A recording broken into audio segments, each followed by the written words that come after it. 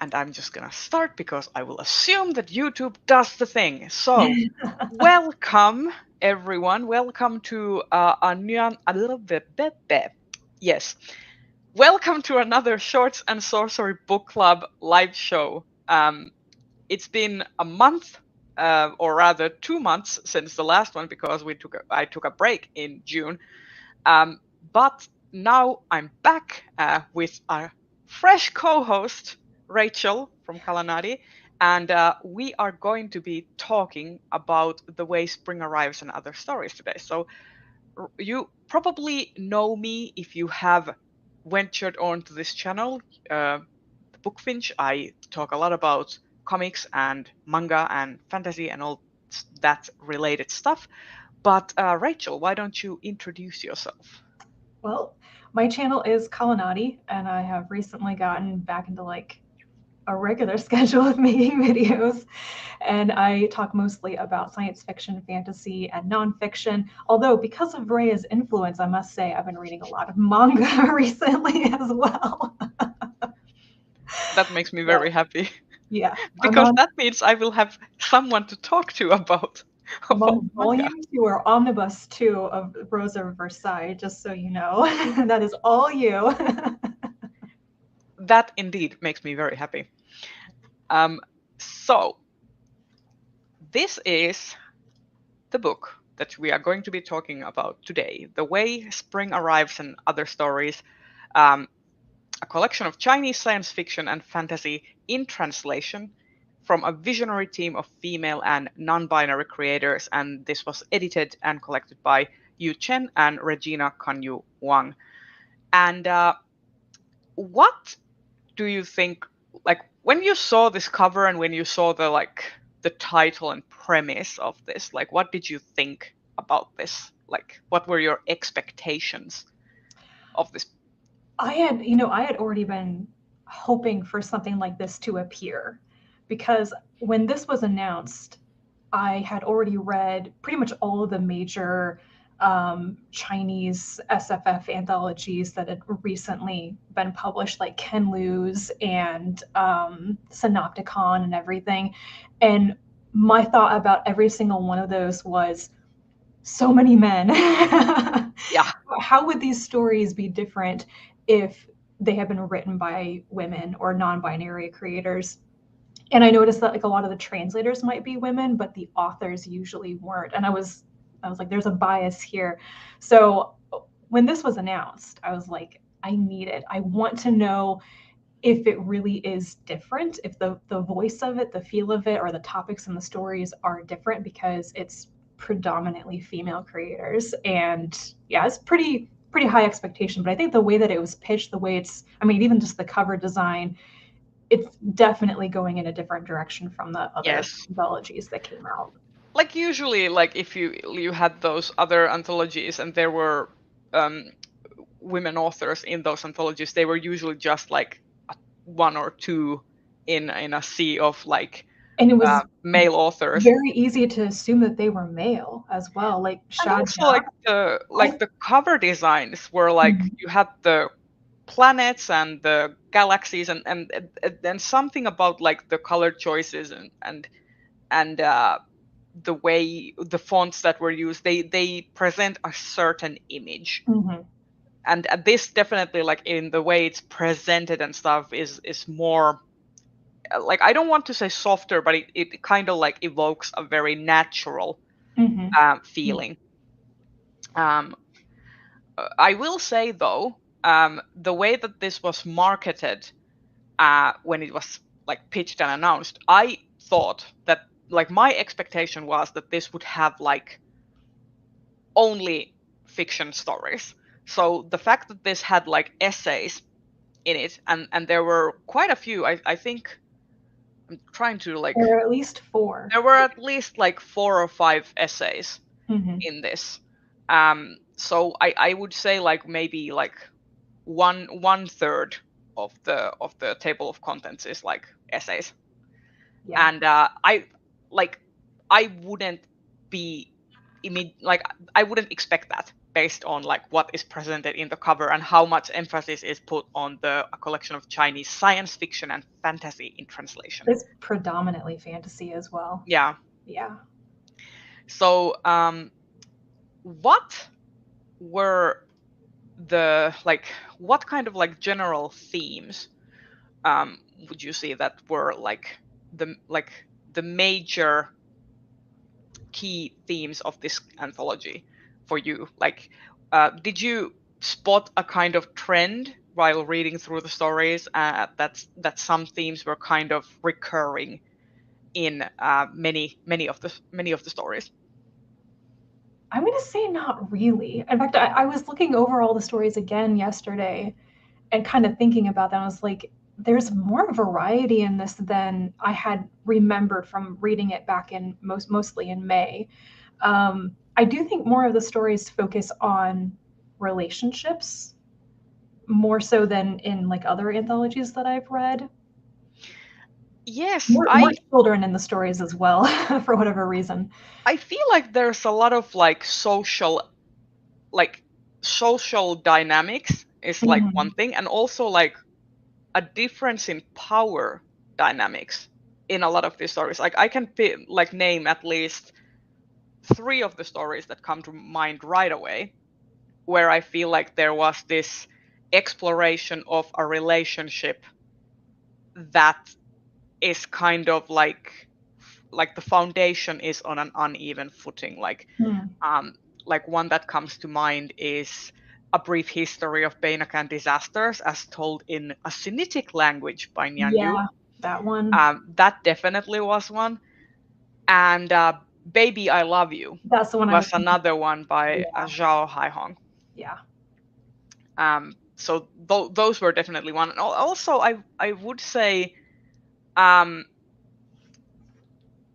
like the restaurant at the end of the universe, Tai Chi Mask Taro, was also like, I feel like that also kind of tackled in a very different way this sort of like relationship and dynamic between different people. Mm-hmm. Yeah. So yeah. You were saying that there like wasn't as much science fiction as you would have probably expected, especially considering that science fiction was built first and then fantasy, you know. Mm-hmm. But for me, at least, I found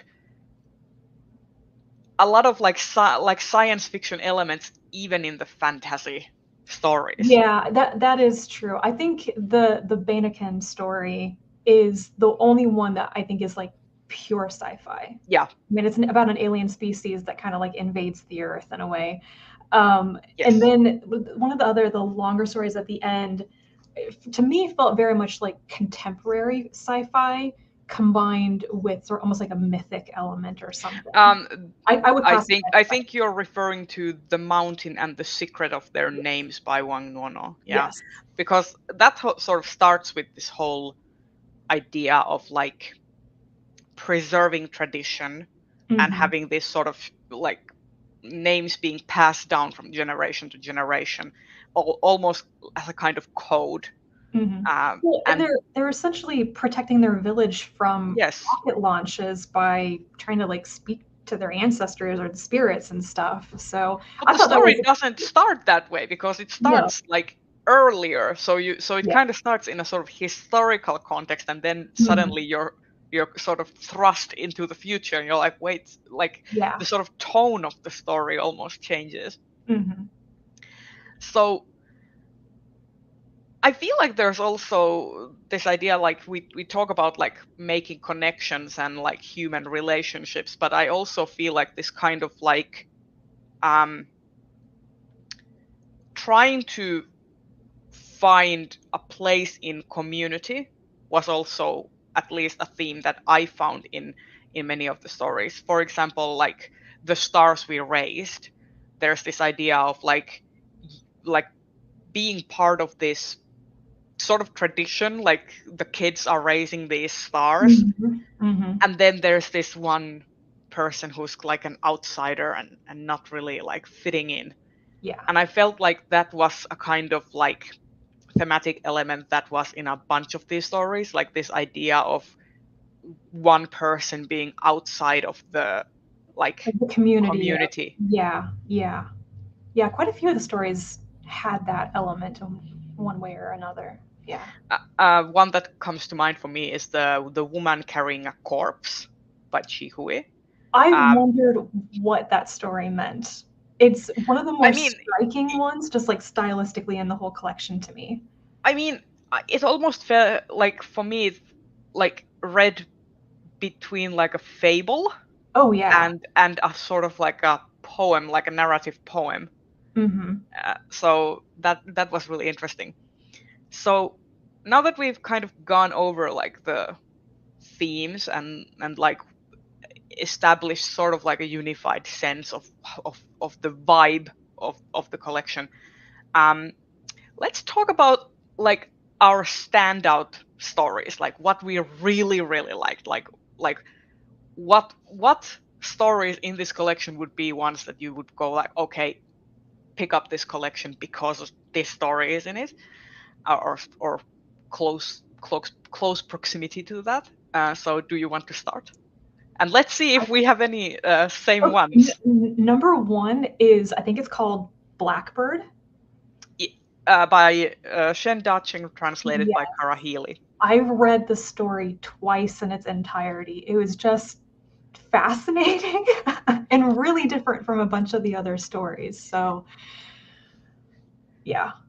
I mean, I really like that as well because it's like, I don't know what it is that I like about stories that deal with death or sort of like Cheating death, or cheating death. trying to cheat death. Yeah. Yeah, I just like, I feel that there's something very human in that. Like most people nowadays, especially in our current culture, uh, which is really like enticed with this whole like idea of celebrity and influencers and this idea of parasocial relationships, and we form these parasocial relationships to people who like are constantly trying to upkeep a certain image, Hmm. usually involving like trying to appear young forever, like you Yeah. have to be unchanging. And I Unchanged, feel, always beautiful, yeah, never die. Yeah. yeah, this sort of like unattainable like image that even the person who's trying to pursue it can never quite achieve.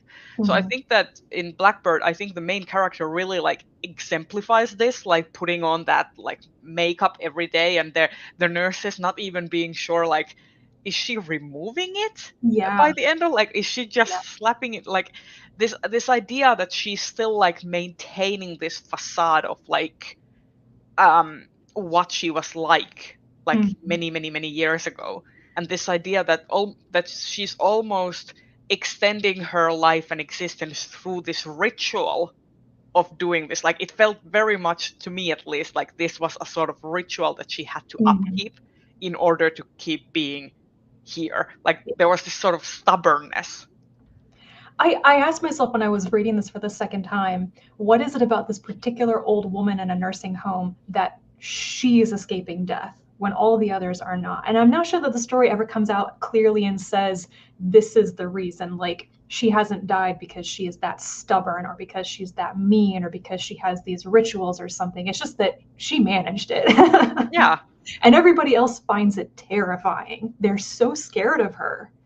yeah, it's like the nurses are talking about, like, well, she's like old, and she's been old for a very long time, and then you kind of like you start to imagine this idea that, okay, well, she's probably 80 or 90, or she was brought to this like nursing home, and then she sort of like just lived longer than was originally expected. But then you kind of start to feel this sinister, like she's just hanging on, like like Yeah. gripping to life and not letting go. And I think that there's this idea of that she like why everyone, or rather the nursing staff, like not the other people necessarily in the like because the story also establishes that there is a sort of hierarchy within the nursing home, that the other people, the other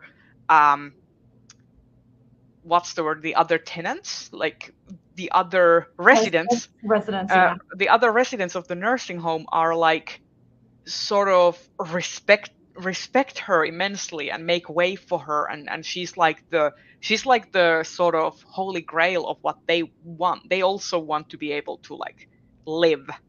Mm-hmm. And it's these nurses who are young who are kind of finding it uncomfortable. And that to me is kind of like this idea that there is like you should have a decency to die in Yeah. a sense. And That, people's fear of growing old also translates into being afraid of people who are that old yes, as well. yes.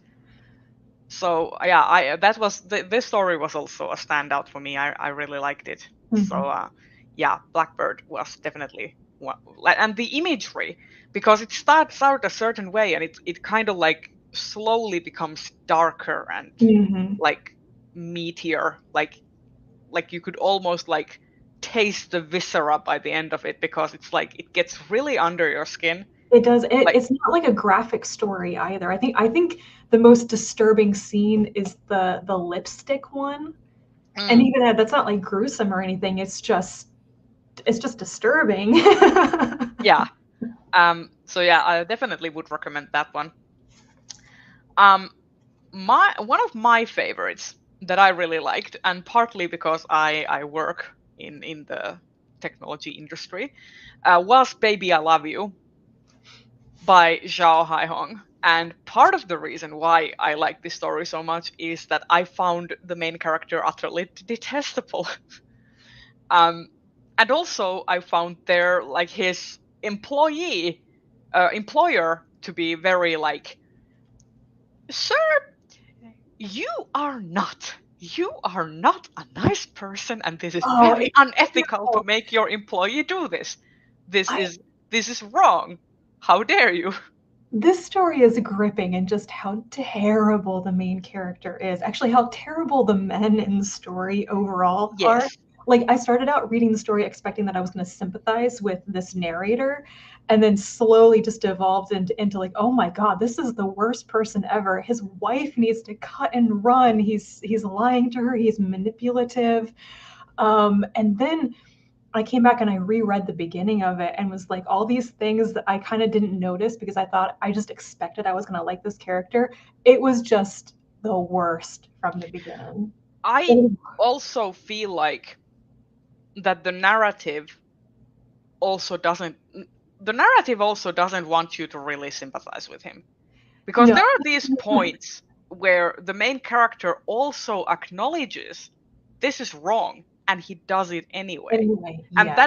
that is what I think separates him from a character that I would find sympathetic, is if you do terrible and awful things, sort of like from a sort of a moral compass of your own, like you are like basically this idea that you are navigating in on a set of different like moral rules than the other people, and that is what makes them terrible, but also kind of like understandable. But here you have a character who knows morally and ethically that this is fucked up, Hmm. but they still choose to go forward with it. For years. Yes. Like every single decision that he makes, he is a little bit uncomfortable with it. Like he knows everything is wrong and he just keeps doing it for years. And also he keeps expecting a different result. Like Then what he gets, yeah. he fully goes into this idea that okay, um I'm going to do this thing, it's going to be wrong, but I'm expecting a positive outcome of it. Hmm. So for context, I will try to avoid spoilers, but the idea of Baby I Love You is that it's a near future sci-fi story about a game developer. So he's developing a game first of all, he's playing this game where you nurture a virtual baby, and then he gets employed in a project where he's supposed to create this for like a virtual reality game, basically. And to do this, his employer asks him to have a kid with his partner, so that he can have as realistic an experience to like basically model the child that he's gonna create with his partner, and basically model the child into this game. And the premise already, when I'm explaining it out loud, is very twisted and kind of sick. But I thought that the story was very interesting. Like, and I also really liked that the story is basically about this guy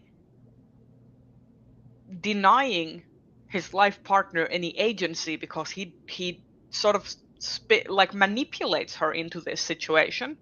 He lies to her the Doesn't entire time. She has lies to no her, idea why he's doing what he's doing. Yeah. lies to her, ropes friends into manipulating her, and sort of like twists her into thinking that getting a child was her own idea, which is kind of like, it's gross. Um, and this kind of makes you feel that this woman doesn't have any agency, but then it sort of flips it around in the end by like unraveling the whole like dynamic that this man has created, and the woman gets to be like, no. And I think that this story would have been very different if it was written by, let's say like one of the well-known like old guard sci-fi authors They would who never have chosen to write this story in the first place. I mean, I feel like they could have written a story that has a similar premise, but it wouldn't have had the same ending, and it would have probably tried to sympathize with the main character more. There actually, I want to say that there is a story similar to this about a man who either is raising a virtual baby or has created a virtual version of his child and raising it in a digital world. That I can't remember what it's called, but I would swear that it was written by a man as well. It was published in Clarkesworld.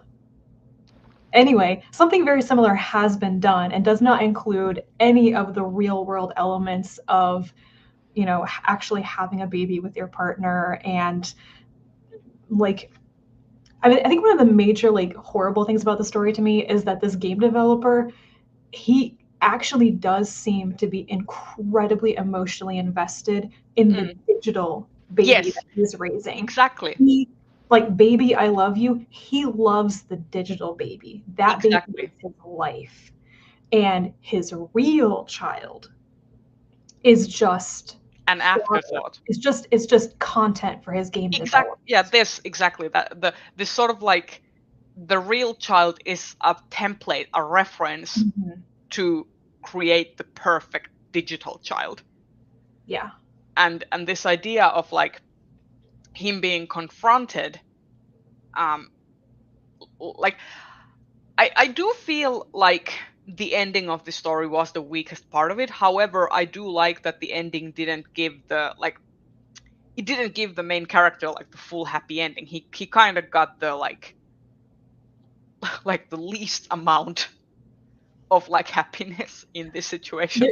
I know there was a point where I wanted the story to just end, and it would have been like the absolute perfect note for me, but then it went on a bit too far after that. And I can't really say because it would kind of be spoilers, I think, but it says so much about how he's like, I want my family, but then essentially he doesn't recognize his family at the end. Yes. He says he wants something, but he wants the idea of it because he lost it, because it was taken away from him, because he was exposed.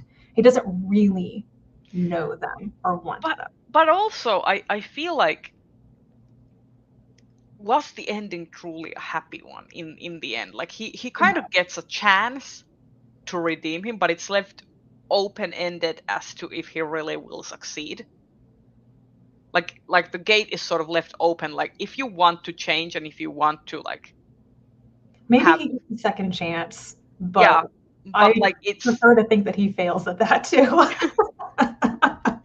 yeah, but considering that like we've only talked about two stories and we already have like so much to like Yeah. unpack and stuff, it just goes to, at least for me, show that there is like real strength to the stories that stand out.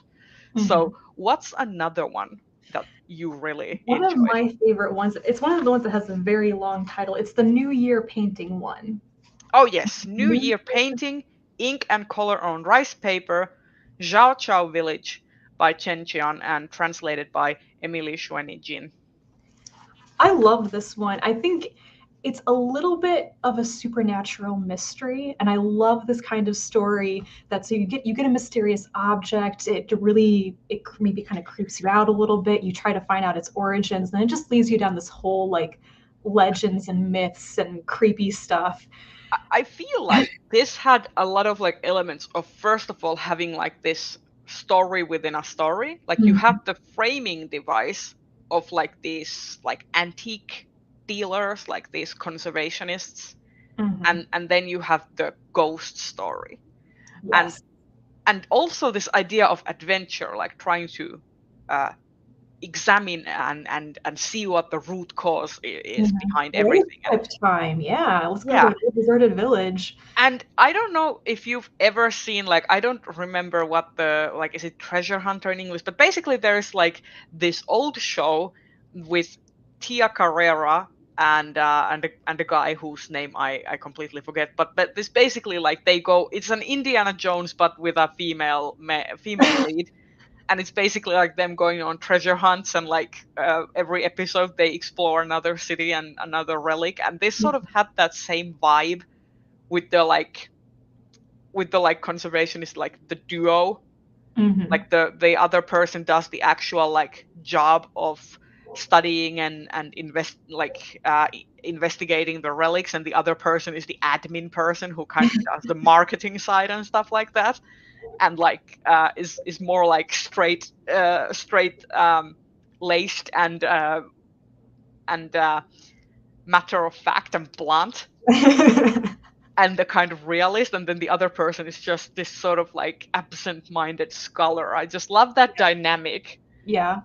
I um think I think something that struck me about this story in particular is that it's one that I think the plot of it and the way that it's written um, actually resembles more like Western narratives that I'm familiar with. I mean, it's the story within a story, the contemporary story with a ghost investigation in a way. But the actual topic of it, the New Year painting, what that means, and what happened in this village, I feel like is really rooted in like a Chinese tradition, which I'm not very familiar with. And I thought that combination was really interesting. I felt like it was really accessible. Hmm. Like um I don't know how much of it is because of the like what choices were made within like the translating of it, but I felt like this had a lot of like things that are kind of like, you need to have some cultural context Hmm. to understand. However, I felt that when I was reading it, I never had to like stop and wonder what the cultural context is, or like how this ties up, because it just flowed very well. It flowed very naturally. Yes. Like everything in the story seemed to make sense to me. um like, obviously there's a lot of like nuance that I wouldn't get because I don't have all the like cultural context. However, I felt like this gave me sort of like a springboard where I can do my own like research Hmm. after the fact and then come back and appreciate the story more. But the like it doesn't feel like you have to like stop in the middle, go take a detour and come back. So Right. like Yeah. it was very accessible in that way, and I really I enjoyed it as well. I think probably the only thing that I would have asked more of from this anthology would be to have translators' notes for every single story. I would have loved that just because I think the little glimpse that we do get into Yes. some of the translators' decisions, there is one essay on that in particular. I think if we've gotten that for all of the stories, that would have been incredibly interesting. Maybe it would have been like pulling back the curtain a little bit too much, but this is one of those stories that I would love to know how much was changed or added in the translation process to make it more accessible. I mean, I feel like that kind of comes down to like this idea of what is the project of the book. Mhm. Like, is it supposed to like celebrate the art of translation? Or is I it find supposed to I would actually celebrate the yes. story? I think it's really interesting. Out of all of the Chinese SFF anthologies I've read so far, this is the one that puts the most emphasis on the translation. It very highly credits all of the translators. It's very clear about who all the translators are. There are essays about translation in it. And I think that's fantastic, you know? I mean, I actually think that if you would have had like translate or not necessarily like or okay. So one of my favorite things in this collection was the sort of combination of like oh god The the essays and this combination of the essay of translation as retelling, an approach to translating Gu Shi's To Procure Jade and Lin Chen's mhm, The Name of the mhm, Dragon by Yilin Wang, and then those stories coming after that. I felt like I had a lot more appreciation for the stories because I had been given sort of a glimpse on how absolutely. Yilin Wang chose to approach translating those stories, and what kind of things I was supposed to like look out for in Mhm, terms of, for example, the different dragons in like The Name of the Dragon, and also the To Procure Jade being a pun on the main mhm, character's name. Like mhm. those things would have been like lost on me if there wasn't like this essay of like this like how they chose to translate this Right. work. And in that sense, I feel like it would have been super cool if you would have made this a two-parter, like The Way Spring Arrives and then another book, like basically split this in half and then have every story have the translator's note or an essay by the Absolutely. Yeah. translator. Like This that is could have been cool. sort of along that vein. So, Shuting Christine Nee is one of the contributors. Her essay is one of the last ones in this, and she's the editor of Synopticon. And what she did in Synopticon was she wrote like an afterword for every single story that explained a bit more of the context of the stories, because a lot of them were rooted in like a particular Chinese tradition or historical thing that people in the West may not know, and also some translation notes. And I thought having those afterwards was fantastic. Yeah, It was limited for space, obviously. Like you said, if you wanted to do like a full like translator's essay for every single story, it would have to be a two-parter. exactly. Yeah. But I feel like even in this sense, like I feel like this collection is very accessible to like new readers getting into Mm-hmm. like translated fiction, Mm-hmm. because like I feel like there's this expectation first of all that a translator has to be like a vessel for the conscious of the author, and there's this idea of purity, and that's why I loved this essay translation as retelling, because it is kind of like the translator is also an author, Mm-hmm. and there is this fine balance of they are retelling and making the story available to a larger audience, or an audience on a different language, Mm-hmm. but like there's this fine line of like making decisions and changing things and adapting things to make it make sense and Right. be readable and be beautiful and evoking the kind of vibe and feeling of the original text, but also like kind of like trying not to encroach on the original author's territory. in a sense. So it is a very fine line, and there's like, I mean, I've made several videos on different translation things, like, but there's this idea of like localizing and then like um, basically, this is not the term used, but like otherizing, kind of like exotizing the thing, like kind of like, do you want to like localize a lot of the text so that it makes sense in the context where it's being translated to, or do you want to keep as much of the original concepts and things, even and also maybe even emphasize them, even when there's a danger that the target audience will not understand it, or will have harmful takeaways of their source culture, Right. if that makes sense. It does.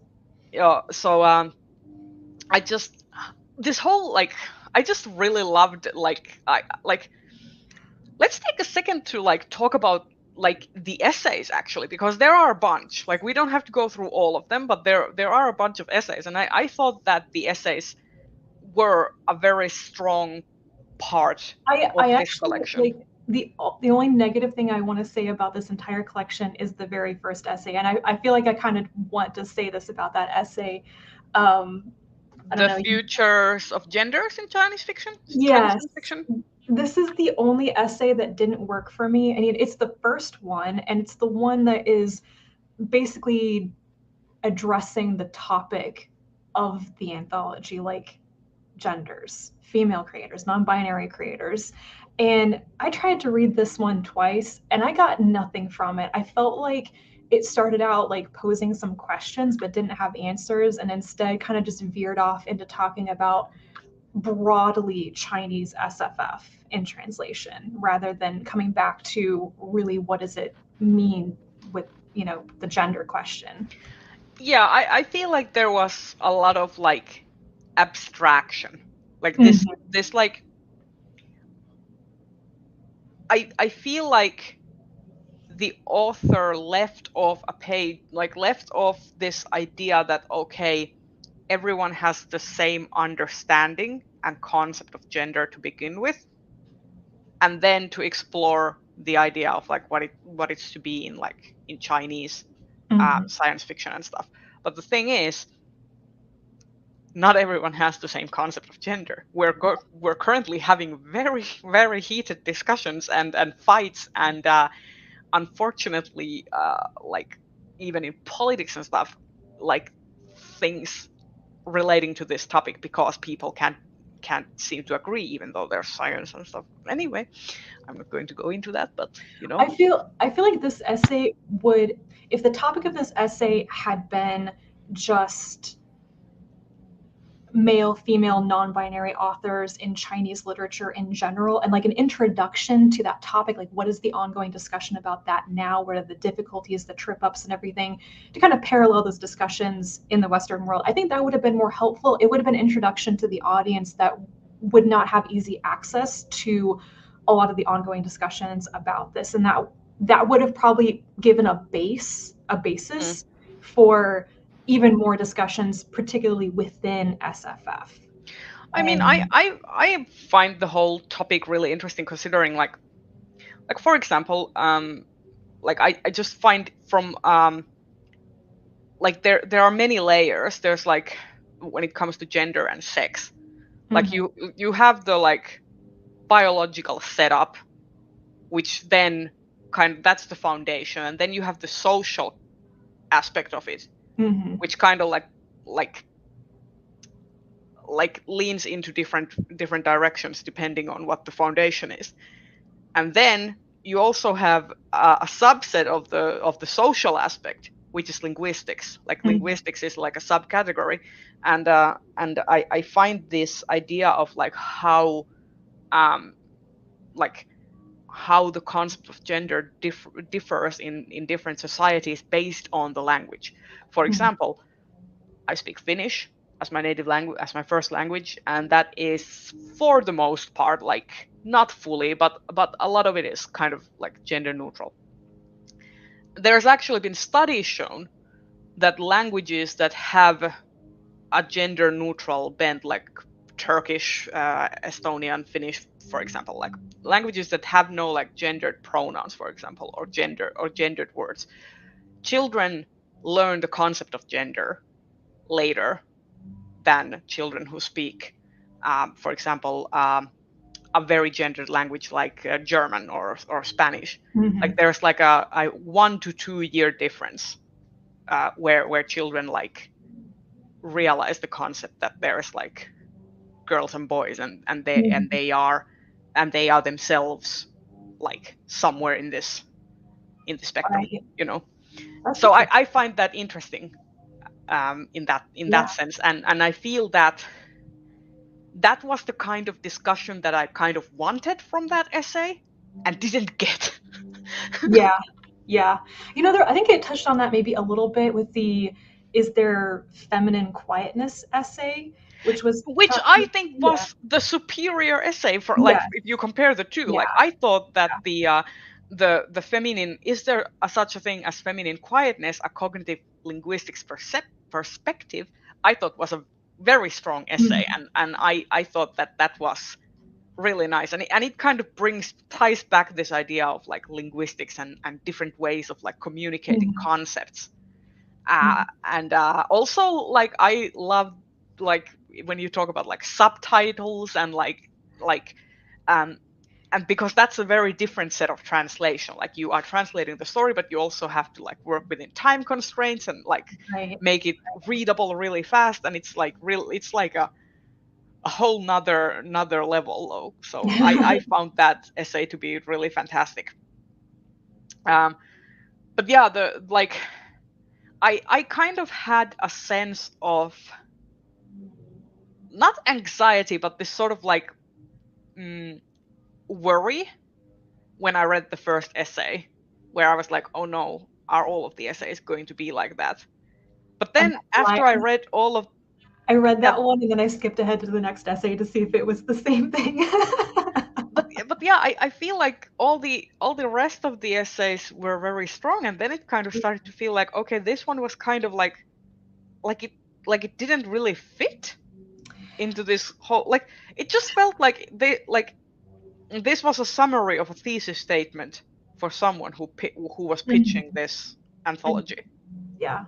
I think so. I'm gonna just wildly guess here, but I'm gonna guess that the structure, the whole concept of the anthology dictated the order in which these essays were going to go into.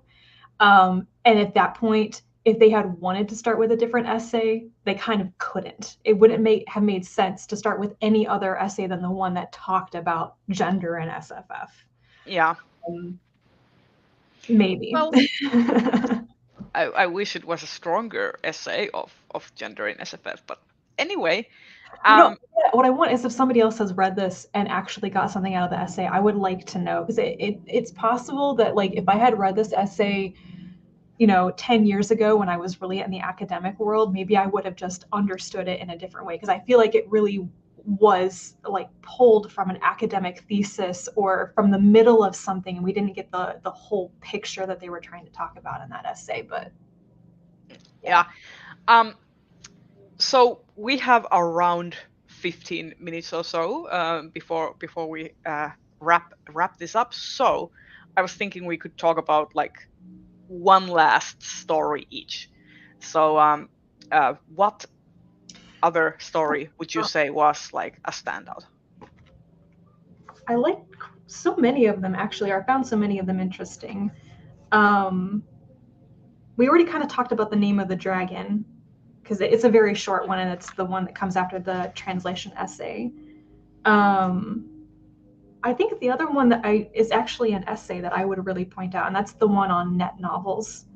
Yeah, And I like that one so much because it's basically a history of like how net novels became big in China in the East and why and how that's so linked to female and non-binary creators. And I loved getting that history and that explanation because I've heard about the net novel phenomenon, never been very interested in it. And I mean, I never understood where it came from, you know?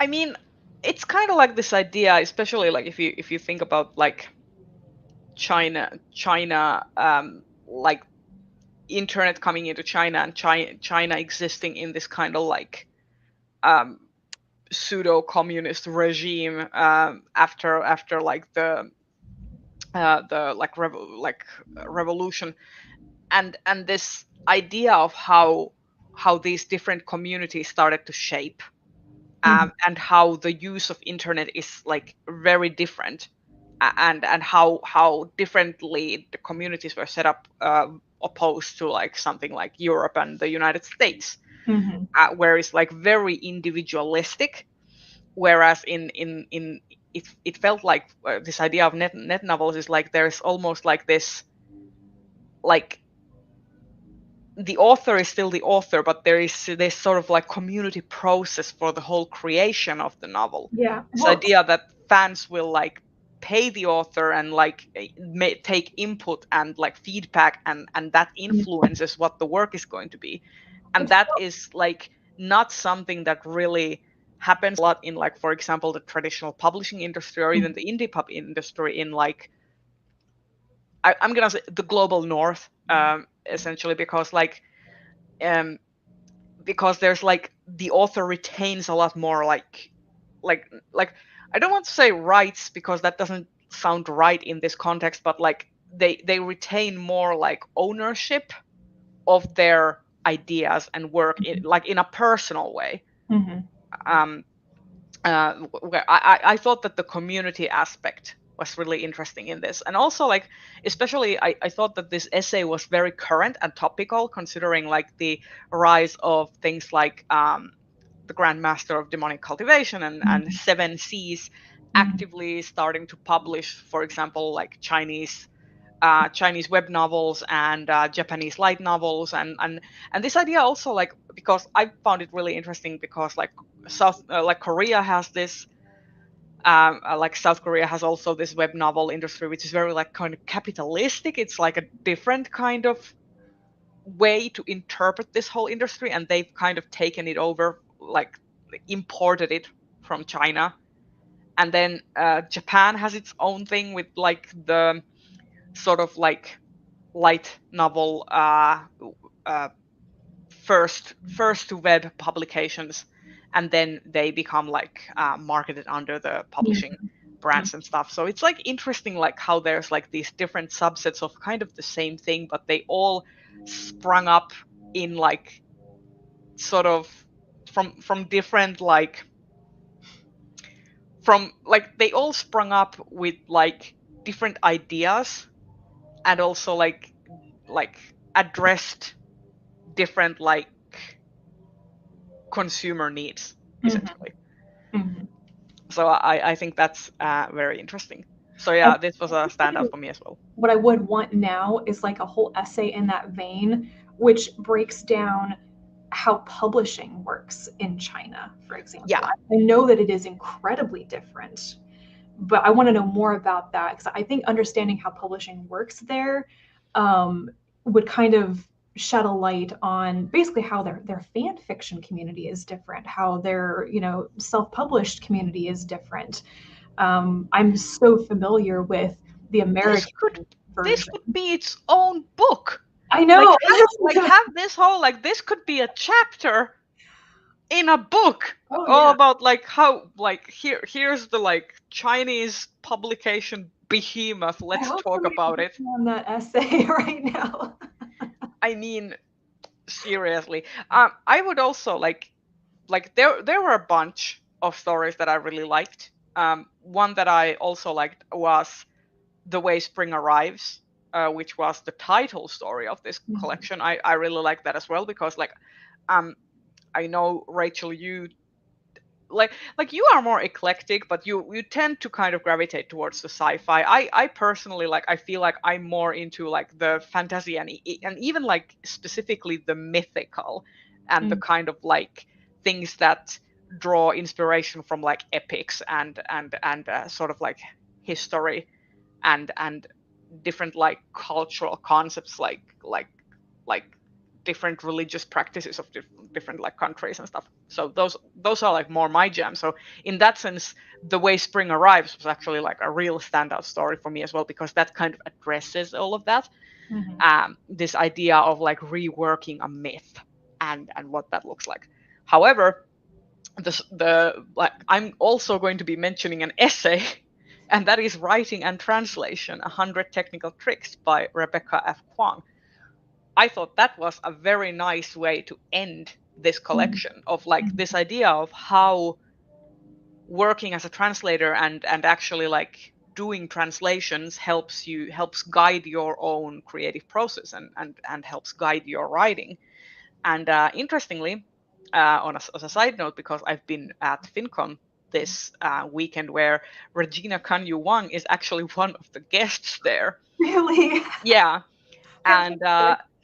and she was actually like talking about this idea of like, because she writes both in Chinese and English, how differently she approaches um, how differently she approaches when she's writing in these different languages. For example, when she writes in Chinese, she writes from a human perspective. When she writes in English, she writes from a more alien or other perspective. And I thought that was very interesting. Like working in like different languages, how your process and creative process changes when you switch up the language. And also like as Rebecca F. Kwong does, is that she translates from Chinese to English, and how that gives her more tools to understand the text more closely, and like um, to how to bring stuff into her own fiction from that. I just thought that this was a really interesting concept, and I hadn't really thought about it, even though I myself, like I feel like I I don't want to say that I'm a different person when I'm speaking in English, but there's like definitely a sort of tone shift, like opposed to when I speak Finnish and when I speak English. So I think that that's really like an interesting thought, like how your brain just processes things differently. Yeah. Yeah. I think that's fascinating. Yeah. So yeah. Do we have anything to kind of tie everything together that we talked about? We've talked about the themes and expectations and like the stories and essays that we liked. Like, who would you recommend this collection to? Like, what kind of reader do you think would enjoy this collection? I think the first thing that comes to mind is that this is not necessarily for the same audience that adores Lou Cixin. Like that's Oh, not, no. Like I feel like for people who got into Chinese SFF because they absolutely loved like the three body problem and the whole just like series of novels kind of in that vein that were translated right after that, this is like the opposite end of the spectrum in a way. Um, and I think that for people who kind of did that progression of like reading the three body problem and then maybe reading the things that Ken Liu translated, his anthologies, you kind of read those and went, oh, I like where this is going. This is kind of the next step in going towards something different, I think. yeah.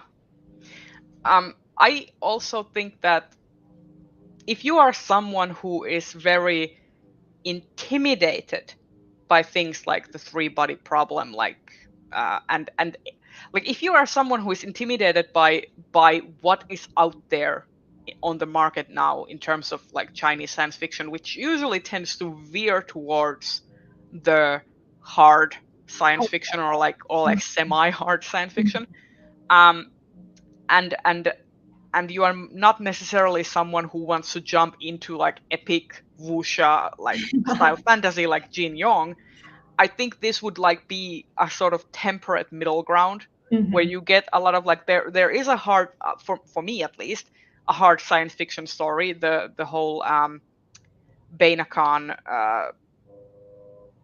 the Yeah. brief history of Bainakan disasters. That is very much like I would consider that to be like full on science fiction story. There's like more fantastical stories like The Way Spring Arrives. I think this gives a more varied palette of what Chinese SFF can be. Mm-hmm.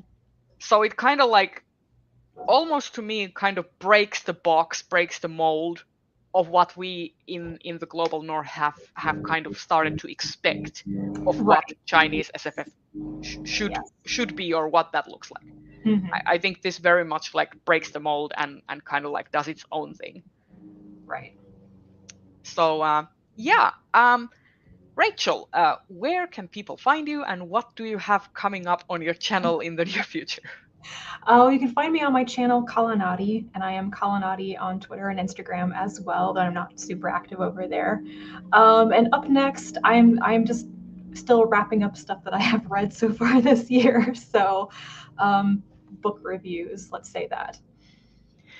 And you can find me, as always, on Twitter and on my channel at The Book Finch, and on Instagram at Finchkin if you like pictures of cats, and sometimes crafts if I have actually finished something.